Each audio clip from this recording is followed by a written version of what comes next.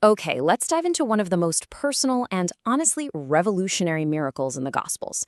It's a story that seems to be about a physical healing, but it's really about a radical shift in how the entire world works, all kicked off by a single desperate touch. And this right here, this is the whole game. For centuries, the rule was simple. Impurity was contagious. If something unclean touched something clean, boom, the clean thing got contaminated. End of story. But this miracle just completely flips that on its head. It introduces this wild new idea, a divine holiness so powerful, it doesn't get infected by the unclean, it actually cleanses it. Now, to really get the impact of this moment, we have to understand the sheer misery of the woman at the center of the story, because her problem was so much deeper than just a medical issue. Just look at that number. For 12 long years, that's 4,380 days, a woman suffered from a constant bleeding disorder. I mean, just try to imagine that, every single day for more than a decade. But here's the crushing part. It wasn't just a physical ailment. According to the law in Leviticus, her condition made her ritually unclean. And that meant total, complete isolation. She couldn't hug her kids, share a meal with her husband, or even go to the temple to pray. She was a total outcast, and everything and everyone she touched was considered contaminated. So you have to picture her trapped in this hopeless situation, and then she hears that Jesus is nearby. And she makes this choice, a choice that is incredibly risky, but also just overflowing with faith. This becomes her one single-minded thought, her mantra. She truly believed that if she could just graze the edge of his robe, that would be enough. Specifically, she was aiming for the tassels, the tzitzit, which were these fringes on the corners of a Jewish man's garment. They were a reminder to follow God's commands. So for her, touching them was like touching the very power of God. And we cannot overstate the risk she's taking. By doing this, she is knowingly breaking a huge religious and social law. If anyone found out, she'd not only make Jesus legally unclean in public, but she would face absolute humiliation and condemnation. This was a huge gamble. So it's a fair question, right?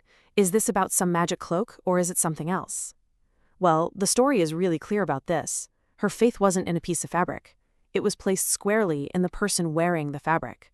The cloak was just the delivery system, the closest she could get to the power she knew Jesus had. Okay, so here we go. We're at the moment of contact, and her secret, desperate mission is about to become a very, very public spectacle. The second her fingers brush his cloak, she feels it. Instantly, the bleeding stops, and she just knows she's healed. But then Jesus stops dead in his tracks. In the middle of this huge, crushing crowd, he asks what sounds like a crazy question. I mean, you can just picture his disciples looking at each other, totally baffled. They basically say, "Jesus, what are you talking about? Everybody is touching you." But of course, Jesus wasn't talking about being bumped into. He knew this was different. He felt it. He literally felt divine power leave him for a reason. And he deliberately brings this private healing out into the open. Not to shame her, but to reveal something massive about who he is and about the power of her faith. So what happens next isn't a lecture about breaking the law.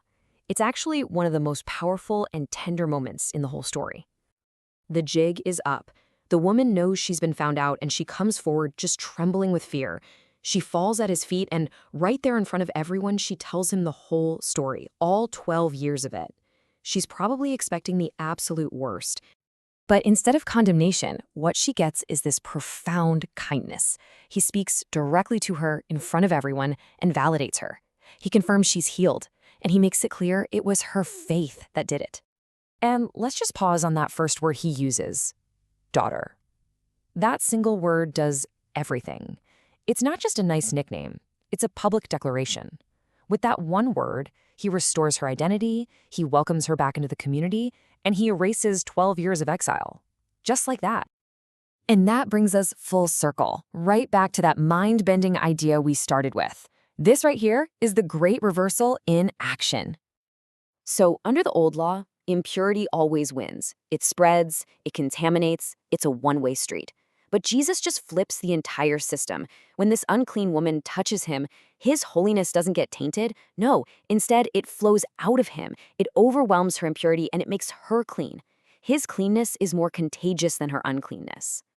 This proves he isn't just another holy person trying to follow the rules of purity. He is the source of purity. He's not just operating within the law, he's the one who writes the law, and he can transform what was unclean into something completely whole. And this story leaves us with this incredible thought to chew on. What happens when you live in a world where grace is more infectious than shame, where restoration is more powerful than isolation? It suggests a reality where reaching out in faith, no matter how broken or unclean you feel, doesn't lead to more problems, but to a complete and total healing.